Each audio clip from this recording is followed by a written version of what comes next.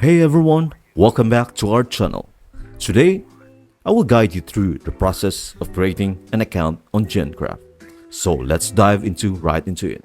To begin, open your web browser and navigate to gencraft.com. Once you are on the website, click on Login located on the upper left corner. Next, tap on Continue to proceed.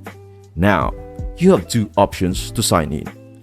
Either use your Google account or continue with Facebook.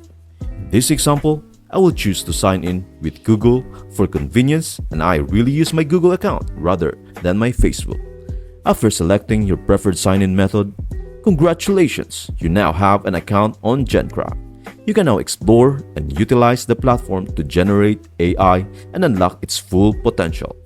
Creating an account on Gencraft opens up a world of possibilities for you to experiment and create with artificial intelligence. That's it. I hope this video was helpful to you, and see you in the next one.